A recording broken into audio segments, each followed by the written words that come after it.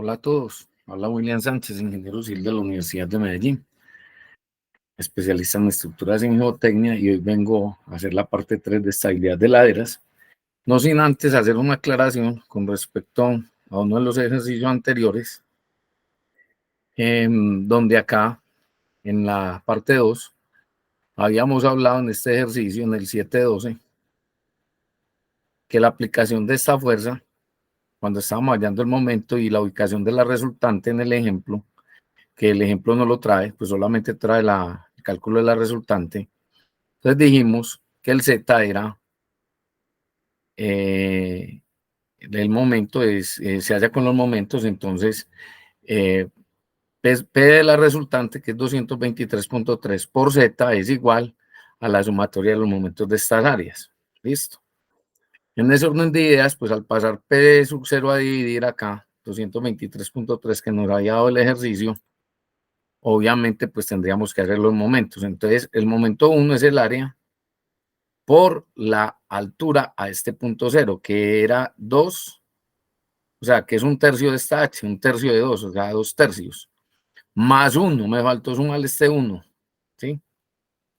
Y el otro era 112.49, que es este rectángulo, vamos a ampliarlo, 112.49, que es este rectángulo, por la mitad, por la aplicación de la fuerza que está aquí en el centro. Entonces, si la miramos, esta mitad es 1, entonces por 1, más el área de este triángulo, que es 136.5, por H, que es 1, por H medios, y esa área por el tercio de 1, por un tercio. Entonces vamos a mirarlo acá. Entonces acá lo vamos a ver por un tercio, o sea, por punto 33. Y este, porque es la diferencia, es 102, 135 menos 112 a 11.58, y 9.81. Esta área es 9.81 dividido 2 por H medios, que es 1, y por la altura, que es un tercio, o sea, 0.33, entonces por 0.33, aquí queda ya corregido, corríjanlo ustedes allá, para que quede este ejercicio ya completo. Ahora pasemos al tema de la estabilidad de laderas. Esta es la presentación, aquí les dejo mi correo, voy a apagar la cámara. Perdón, la cámara está por acá. Voy a apagar la cámara. Y ahora sigamos con la presentación. Entonces, en la estabilidad de ladera, pues en taludes y suelos tropicales, o la estabilidad de taludes y laderas en suelos tropicales, pues obviamente vamos a tener en cuenta el factor de seguridad, las vallas rotacionales. Bueno, el factor de seguridad. Y esos factores de seguridad obviamente se van a aplicar para los tipos de vallas.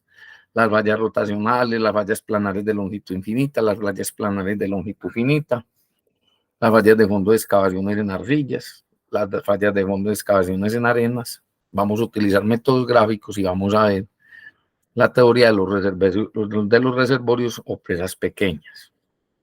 En ese orden de ideas, nosotros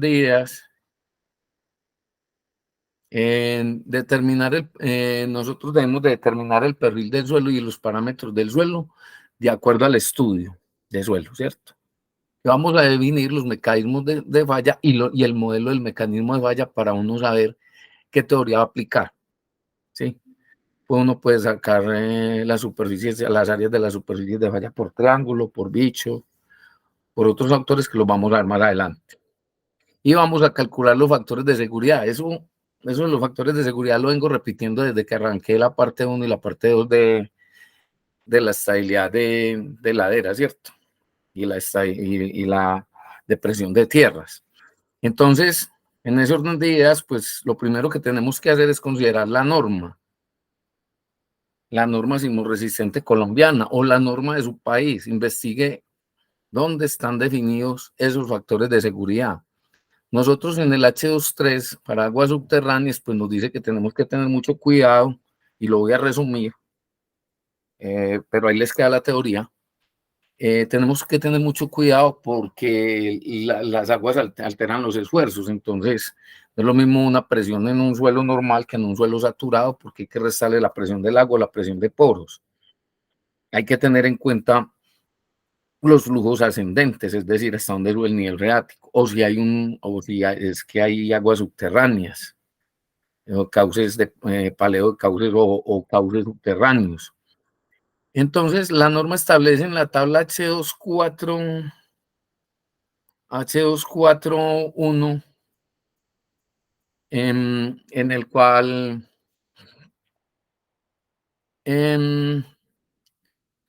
nosotros tenemos unos factores de seguridad básicos mínimos, pero mire que la norma establece para condiciones secas y para condiciones sumergidas, que es el FSBUM, que en realidad debiera de ser el factor básico sumergido, ¿sí? Entonces, cuando nosotros, bueno, y nos dice también que para las fuerzas sísmicas el factor R es igual a 1. Pues ustedes buscan el R en la norma, en la construcción para concretos, es de 5 y tiene unas variables que lo castigan si es irregular o no es irregular. Aquí nos están diciendo de una vez que sea 1. Y entonces, y me dice que los factores de seguridad no podrán ser menores que 1. En ese orden de ideas, nosotros tenemos ahí que en la tabla, porque aquí habla también de la aplicación de la parte de B23. B23 no es sino otra cosa que el capítulo de cargas.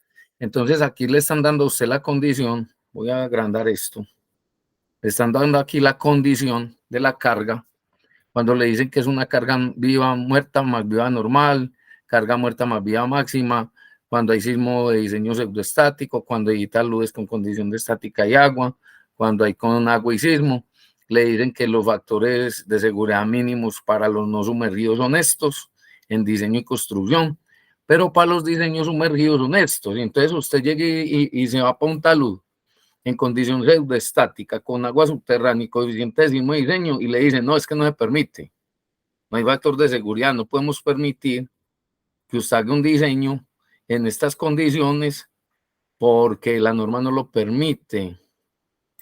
Entonces, ¿qué pasa ahí? Nosotros tendríamos ahí que mirar cómo vamos a proteger este talud con algún otro material para poder decir que no estaría en condiciones sumergidas y poder aplicar estos factores de acá.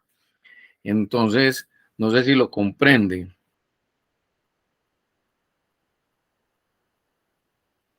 No sé si ustedes, si eso queda claro ahí.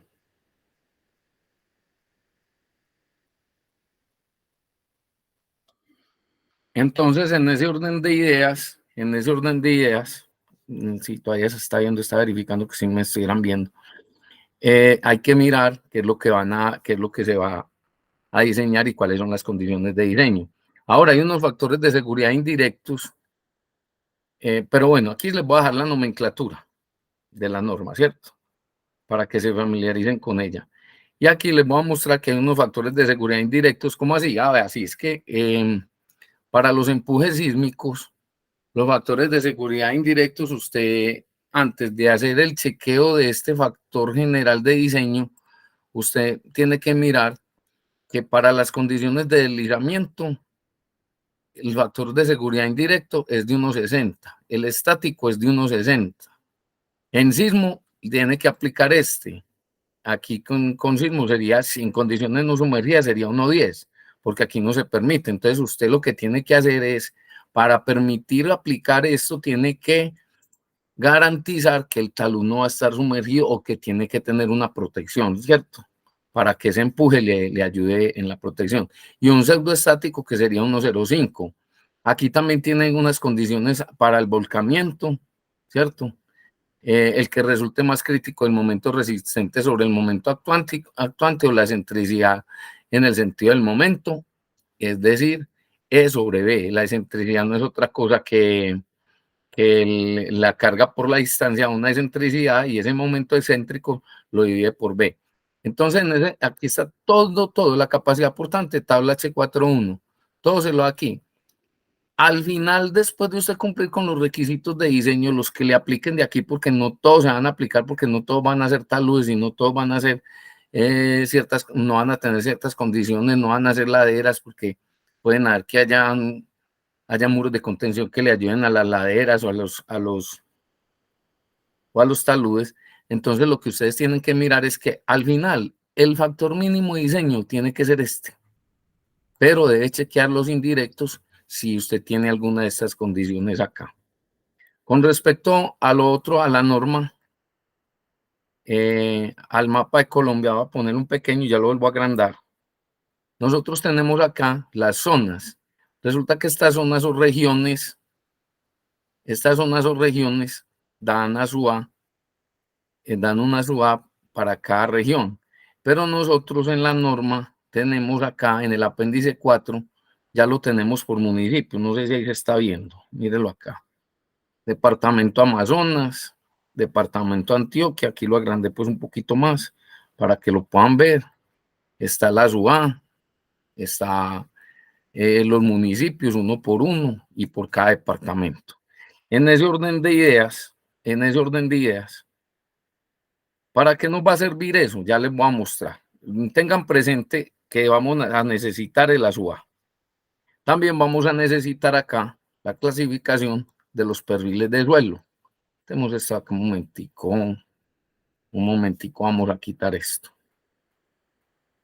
Entonces acá en estos perfiles de suelos ASUA, B, A, B, C, D, E y F, nosotros vamos a tener una descripción del tipo de suelo y vamos a tener unas definiciones con respecto a la velocidad de onda del terreno o al número de golpes o a las condiciones no drenadas del suelo. Entonces eso le va a permitir a usted tener una clasificación del suelo, sea tipo A, B, C, D, E o F. Y para F nos da estas condiciones.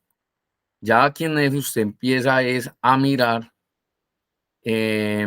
los suelos susceptibles a valla por colapso, suelos licuables, arcillas sensitivas, cuando hay turbas, cuando las arcillas de muy alta plasticidad, el índice de plasticidad mayor a 75 y perfiles de gran espesor. Entonces, en ese orden de ideas, ya nosotros también vamos a tener la clasificación del suelo, ¿cierto? Entonces, esta diapositiva la dejamos acá con la clasificación de los suelos. Y más adelante vamos a mirar que la tabla H52 de la norma también nos trae un valor de K sub ST sobre A máximo, y esos valores es el mínimo a utilizar en el diseño. ¿Cómo así? Eso no es otra cosa que el coeficiente sísmico de diseño con respecto a la aceleración máxima del terreno, pero se le da un valor mínimo. ¿Listo? Ojo, es el coeficiente sísmico de diseño dividido la aceleración máxima, el A sub A, y le da un valor mínimo a utilizar de acuerdo al perfil del terreno. Cuando ustedes tengan diseños geofísicos, van a poder decir si esto está con este análisis de amplificación, si está en dos columnas o en una. Cuando no tengan ninguna cosa de esas y sea un material terreo, utilicen .67. Cuando sea un material rocoso y tengan dudas sobre el RQD, utilicen .8, ¿sí? Que es menor a 50% de la rotura. Listo. Entonces, en ese orden de ideas, aquí ya nos vamos a encontrar cómo vamos a hallar el coeficiente horizontal sísmico de diseño. Entonces, el caso H es la aceleración máxima esperada, sea la SUA sobre la gravedad. .15-9,8, .15-10 da .015. Eso. La gravedad en aceleración, que es 1 centímetro por segundo al cuadrado, o 10 metros por segundo al cuadrado. Y el caso H de diseño es el que nos dice la norma, es el ASUA de la norma, por el F sub A, por I, por el caso ST sobre la su S máximo, que es este que hallamos acá. Eso nos lo define, ¿cierto? Y el caso B, el vertical, es 2/3 del caso H, de este que diseñamos, listo, de este diseño. Entonces eso lo vamos a utilizar ahora en un ejercicio para poder organizar las cosas y poder decir que nosotros vamos a tener un empuje sísmico, vamos a tener ese empuje sísmico en fuerzas horizontales y verticales con respecto a una falla. Ya lo vamos a ver. En ese orden de ideas, pues la información imprescindible que nosotros tenemos que tener en cuenta es, para analizar todo eso, y aquí es muy bueno y depende mucho del manejo también que usted tenga del AutoCAD, porque muchos de esos valores que usted va a utilizar los va a sacar de un buen dibujo. Entonces, vamos a tener acá la topografía, necesitamos las plantas y los perfiles. En la geología, las formaciones geológicas, las formaciones superficiales, las geoformas, la geología estructural. Las geoformas es las unidades morfológicas independientes. La geología estructural es la estructura de la geología de la zona, cómo está conformada, si es una matriz de rocas, si es un saprolito, bueno, y todos los horizontes que ustedes han estudiado en geología, del 1 al 6.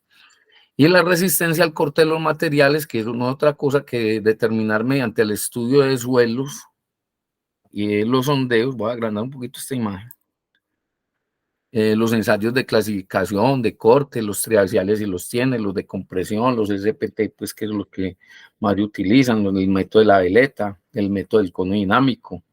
Después viene la caracterización si es un macizo rocoso, para hallar el RQD, los de geofísica, como les digo yo, para también mirar cuántas columnas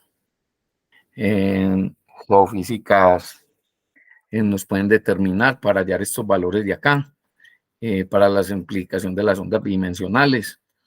Y las cargas externas, si están temporales o permanentes, a las que va a estar sometida el terraplén, el talud, bueno, todos esos detallitos, ténganlos presentes. Ahora vamos a pasar a mirar los tipos de fallas y los análisis con respecto al talud y a las fuerzas resistentes y actuantes, ¿sí? Entonces, hay que mirar todas las posibilidades. Cuando el suelo está sin agua, o sea, en condiciones naturales normales. Cuando está con agua. Cuando está con sismo, con agua. Cuando está con agua y sismo, cuando está cuando está sin agua y sismo. Entonces, todas esas combinaciones de cargas en el suelo o en la ladera o en el talud, hay que tenerlas en cuenta y hay que tener en cuenta de acuerdo a las condiciones y a la teoría general del problema. Eso en donde se presenta, esas fallas circulares en laderas con suelos tropicales se presentan en suelos homogéneos de consistencia blanda, suelos predominantemente cohesivos. Vamos a agrandar esta diapositiva. En terraplenes con depósitos antrópicos, en terraplenes con estérilos mineros, o sea, con sobrantes de mina, cortes a media ladera, y cuando hay un ascenso del nivel freático, que son las condiciones de agua, ¿cierto? Entonces, en ese orden de ideas aquí, nosotros vamos a mirar en esta foto, que acá, esto acá es como una cicatriz del terreno, pero aquí se ve, todo esto bajó casi 2 metros, según esta escala, casi 2 metros. Y nosotros vamos a determinar un punto acá, otro punto por acá y otro punto por acá al final. Los vamos a unir con un arco de curva. Eso lo hacemos en el AutoCAD y vamos a calcular el radio y el punto donde estaría el origen. En ese orden de ideas vamos a mirar acá, perdón, vamos a mirar acá el procedimiento y lo vamos a explicar en AutoCAD. Vamos a hacer un grafiquito ahí en AutoCAD. Mírenlo acá. De datos geométricos para el análisis. Entonces, resulta que hay que buscar las coordenadas del centro. Ya las vamos a mirar. Se pueden trazar 2 cuerdas. Yo utilizo este método. Cojo los 3 puntos, pongo esta fotoescala en el AutoCAD y cojo 3 puntos y con esos puntos hay un arco. Este arco me va a dar por aquí un punto de origen y bueno, ya vamos a terminar el radio y todos los centros de masa. Entonces la longitud del arco no es otra cosa, esta longitud de arco de falla, esta que hay acá, ¿sí? Esta esquina, no es otra cosa que 2pi por r por el ángulo alfa que hay entre los dos radios, o sea, por el ángulo alfa que comprende la tangente, el arco. Y se determina el área de la zona potencialmente inestable. Entonces, vengámonos para acá. Tengo 3 puntos, ¿sí? Tengo 3 puntos. Lo saqué de la foto la pongo a escala. Tengo que tener un referente para poder hacer esta escala. Y vamos a suponer que ya está escala. Unimos los 3 puntos. Ahí acabamos de unir los 3 puntos y entonces, cuando yo toco este arco, me va a mostrar acá un puntico donde está el origen. Entonces yo de ahí, desde ese puntico, tiro un radio acá. Y desde ese puntico, tiro otro radio acá. Listo. Entonces ahí ya tengo el arco de falla. Ahora bien, yo tengo por acá que está pasando, este es el terreno, ¿cierto? Este es el terreno. Entonces vamos a hacer solamente a manera explicativa, aquí voy a hacer otra cosa por aquí parecida. Vamos a ver que este sea el terreno y que el terreno pase así. Listo. Ahora vamos a cambiar de color y vamos a hacer esto azul. Entonces yo voy a decir, vea, tengo una línea auxiliar de aquí a aquí. Listo. Tengo otra línea auxiliar de aquí a aquí. En AutoCAD. Ahora tengo esta línea que es el terreno, esta línea auxiliar, esta línea auxiliar, esta línea auxiliar y esta. Y les voy a decir que me las una. Entonces vamos a ver qué va a pasar. Únete. Entonces me las unió. Entonces acá, como este es el terreno y la zona de falla, yo voy a tratar de mirar y voy a meter este círculo acá. Y mire que esto ya me marca el centro de gravedad de la figura, déjalo ahí. Entonces aquí vamos a tener la característica de las fuerzas que van a actuar en ese centro de gravedad.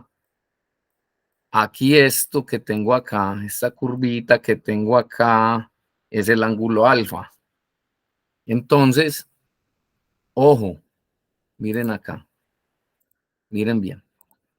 Este es una línea perpendicular. Vamos a dejar perpendicular. Entonces, ¿qué tengo aquí? Miren pues, tengo esta zona, después del origen hacia allá es negativa y y el origen hacia acá es positiva. Entonces, cuando yo vaya a hacer la sumatoria de fuerzas, yo voy a tener una cuñita aquí.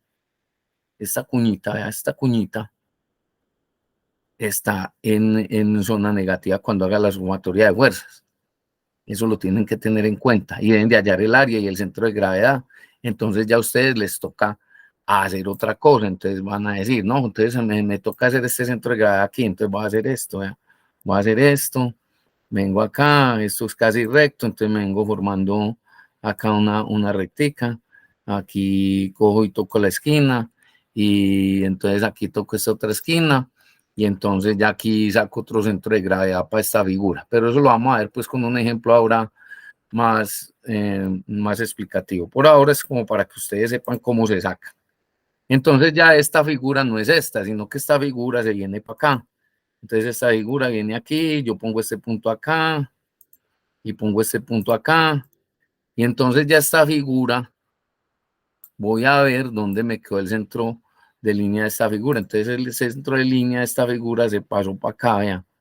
Miren, miren, se desplazó para acá. Entonces esto y esto lo desplazo para acá y ya me quedó las dos figuras con sus respectivas fuerzas y sus centros de gravedad. Esto es muy importante que lo tengan presente. ¿Por qué? Porque estas distancias de aquí a este punto de origen, vamos a poner una acá, ahorita les explico este. Estas distancias son las que nos van a determinar el área por esas distancias, tanto horizontales como verticales, o por las fuerzas, nos van a dar los momentos con los que nosotros vamos ¿a qué? Vamos a calcular el factor de seguridad. Listo. Y esta otra, esta distancia no es sino esta. Entonces acá sería esta distancia y ahorita la vamos a ver en la formulación. Entonces estas distancias, este es el ejemplo práctico para explicarle, ¿cierto?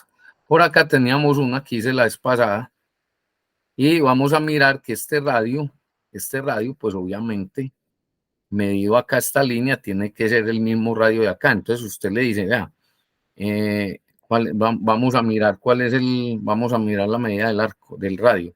Entonces yo le digo radio, entonces toco este. Entonces cuando yo lo toque aquí, él me va a decir, son 196.71. Entonces si yo cojo y saco esta línea auxiliar que tracé ahora, que fue esta esquina de aquí a aquí, me tiene que dar el mismo radio. Entonces usted llegue y viene y le dice que le ponga eso a la misma escala para que le deje el número y le da 200.49. Aquí hay una cosa que seguro se me salió del diámetro. Y este radio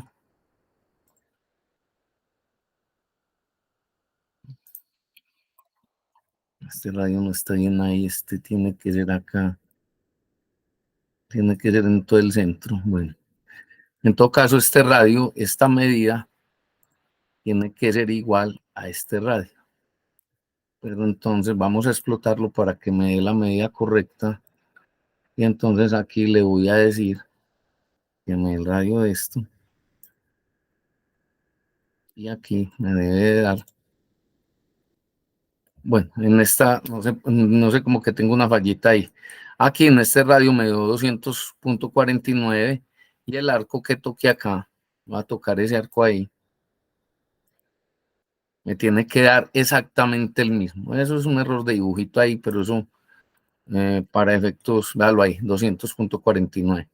Eso me debiera dar lo mismo acá, 200.49. Alguna cosa me quedó salida o algo. Pero bueno. Es que está por debajo, es que tiene que ser aquí. Ya lo vi. Bueno, no me dio ahí, pero bueno. En esta sí me da, entonces hay que tener mucho cuidado con que la figura le dé. Independiente de eso, usted tiene que sacar esas alturas, la altura al punto de referencia, y eso lo vamos a ver enseguida para qué nos va a servir. Una vez sabiendo hacer esto, entonces vamos a mirar la falla circular, y meto al analítico de la falla circular, entonces volvemos a la misma figura. Tenemos el centro de gravedad del movimiento de tierra, tenemos la altura de su S, tenemos la distancia D para calcular los momentos, y entonces van a haber dos situaciones. Vamos a suponer, primero que no tiene signo, ¿sí? Entonces, vamos a hacer aquí una cosita. Vamos a suponer que no tiene signo, solamente W. Listo. Entonces, vamos a mirar acá, que el momento resistente siempre va a ser esta cohesión de este terreno por la longitud del arco por el radio, o sea, la resistencia al terreno siempre va a ser la misma, independiente de si actúa solamente el peso o si actúa el peso más el sismo. Esto siempre es lo que va a tratar de sostener este terreno. Entonces eso es lo que tenemos que comprender. Entonces acá vamos a tener que este momento resistente para la condición sin sismo, y para la condición con sismo va a ser la misma el momento resistente para estos dos. Control C y vamos a meter este coso aquí, control B. En los dos casos, el momento resistente es lo mismo porque es sobre esta superficie. Entonces ahí es C, que es la cohesión por la longitud del arco por RF. Y ya el momento actuante sin sismo es W, este por D. Listo, hágalo aquí. Entonces aquí no estamos diciendo otra cosa, quédalo ahí. Entonces dice, volvemos al factor de seguridad que hemos venido trabajando, que los momentos resistentes sobre los actuantes tienen que ser igual o mayor a tal factor de seguridad mínimo básico. Entonces, volvemos a lo mismo, aquí ya la tenía, ¿verdad? Entonces ya separemos esta línea, pongamos esta línea más arriba. Vamos a agrandar un poco esto. Ahora sí, agrandemos un poquito esto. Entonces, ¿qué pasa? Cuando tengo el momento resistente con sismo, entonces a este WD, que es el actuante, no solamente el peso, sino que entra el sismo, entonces quito este, entonces me va a quedar una K sub H por W por esta distancia al origen. Acuérdese que todos esos momentos tienen que ser con respecto al origen, y el origen lo hallaron en el AutoCAD, después de haber hecho una buena graficación a escala, listo. Entonces ustedes se vienen para acá y dicen que eso, vamos a ponerlo otro más pequeño otra vez, es WD K sub HD por D sub S. ¿Y ahora qué hace? El momento resistente, que es este, lo divide por este. Y esto le da el factor de seguridad con sismo. Y ya usted tiene la tablita de los momentos de seguridad, de acá, de los factores de seguridad. Y entonces aquí vas a tener, en este ejercicio, vamos a bajarnos despacio, vamos a tener acá que vamos ya tener las condiciones para cuando está con sismo y sin sismo, en esta zona donde básicamente esto está antes del origen. Listo. Ahora vamos a mirar la falla circular cuando nosotros tenemos esta condición. Es una longitud mucho más larga, se pasa del origen y tenemos condiciones de terreno, un arco 2, un arco 1. Entonces aquí yo lo numeré, el área de A, O, B. Vamos a ver si la ven ahí, es que si la agrando no se me ve. Vamos a ponerle un poquito. Y la otra es O, B, C. Entonces, en ese orden de ideas, nosotros vamos a sacar acá la formulación para esas condiciones, con sismo y sin sismo. Después le podemos meter el agua, ¿sí? Pero es básicamente lo mismo, si es saturado, si no es saturado, entonces eso es simplemente estamos aprendiendo a deducir las fórmulas, porque todos los casos pueden ser diferentes, pero lo que aconsejo yo es deducir las fórmulas. Ahora, por ejemplo, si yo lo hago completo, esta resistencia la resistencia aquí sería C por toda la longitud del arco por el radio. Pero como tenemos dos tajaditas, sería por este arco 1 y este longitud de arco 2. Entonces yo lo puedo separar y los puedo escribir así como está acá. Listo. Ahora, el momento actuante 2 es, como esta pasa del origen, se resta. Entonces acá estoy diciendo que el W2 por W1 por D1 menos W2 por D2, y esto en condiciones sin sismo. Ahora, cuando tenemos el sismo, va a ser el mismo momento resistente de la sumatoria de los dos arcos o el arco total. Y W1D1 por K sub H por W por DS1, que mírelo aquí, ¿cierto? Y ahora le restamos esta que está después del origen. Entonces decimos menos paréntesis W2 por D2 más K sub H por W2 DS2. Y entonces, perdón, aquí, este se suma, porque este es peso. Y este se resta. Hay que tener cuidado con la deducción de la fórmula, listo.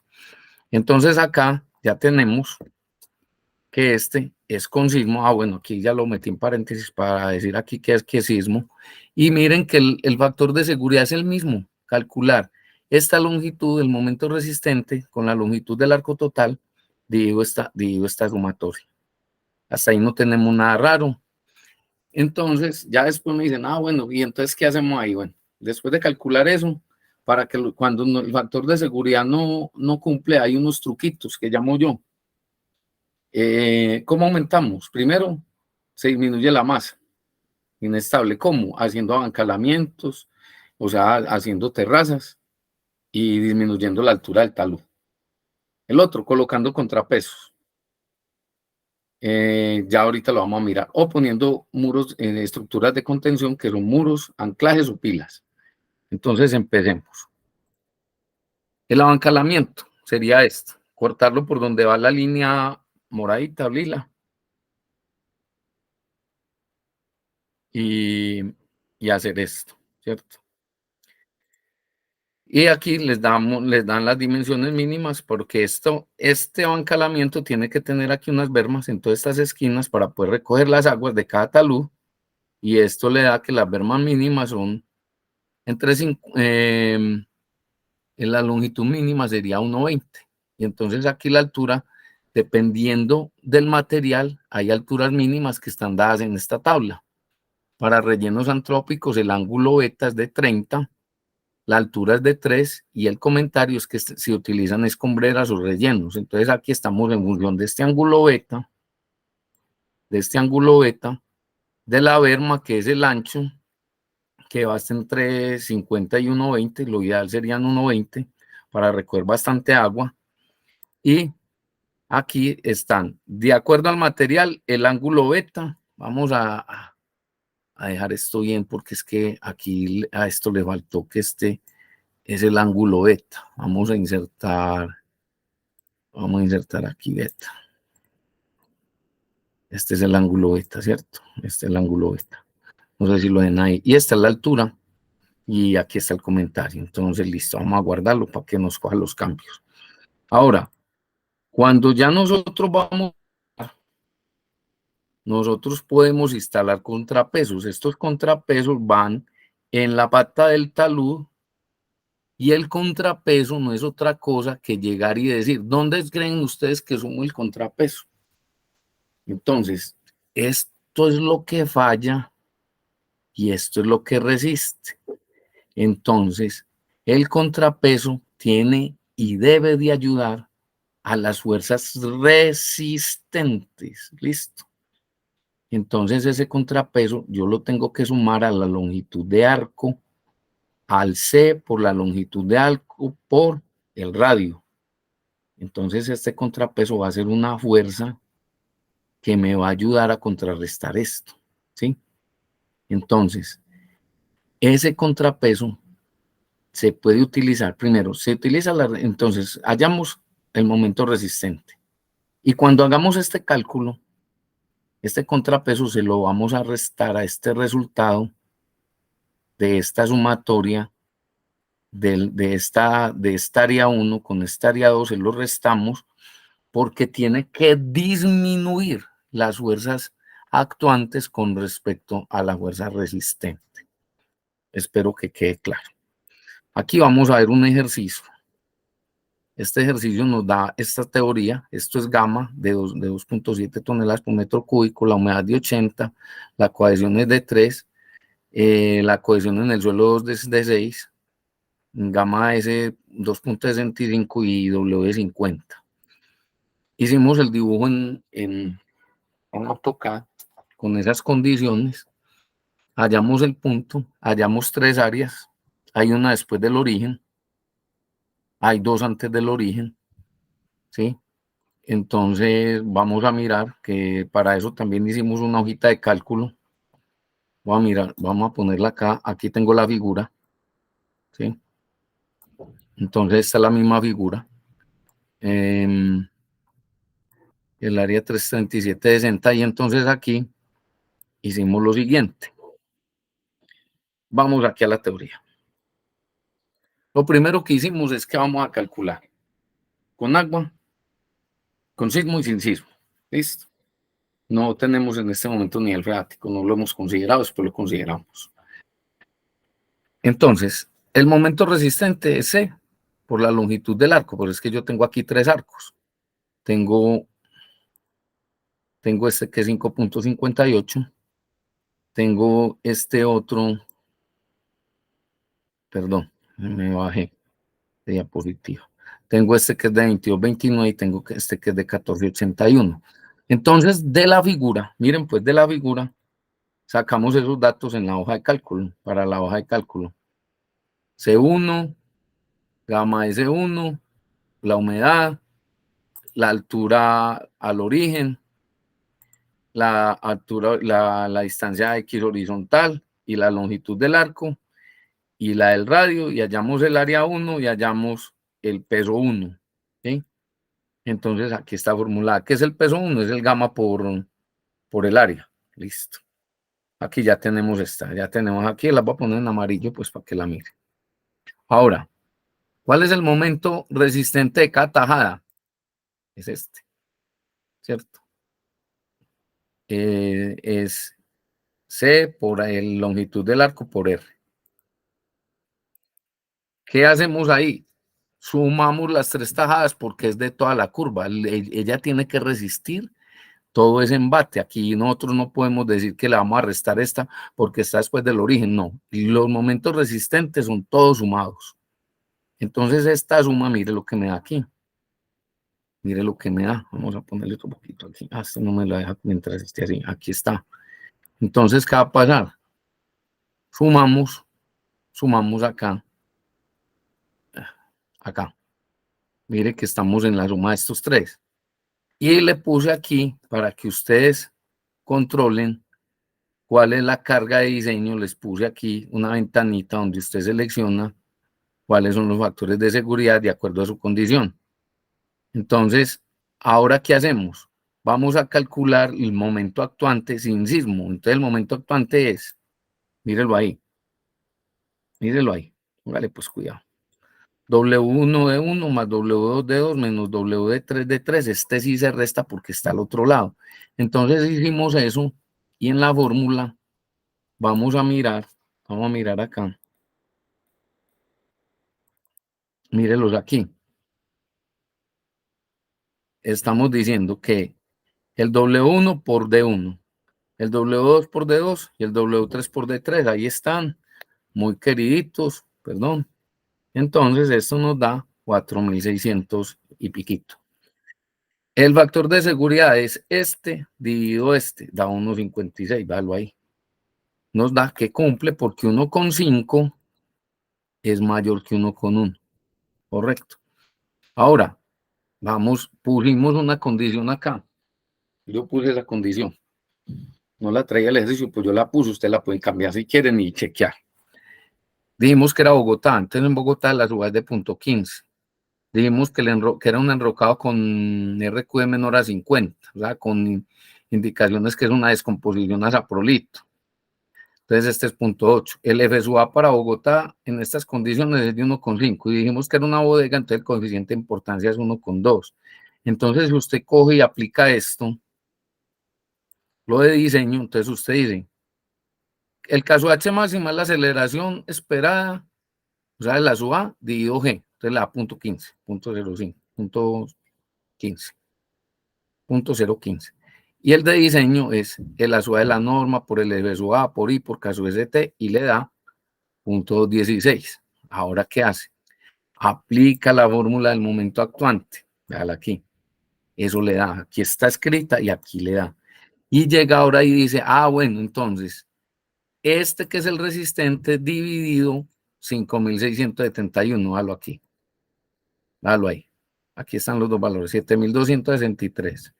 Dividido 5.671 le da 1,28. ¿Le cumple? Con respecto a al factor de seguridad, sí está cumpliendo. Entonces, eso es lo que ustedes deben de hacer para que tengan el control.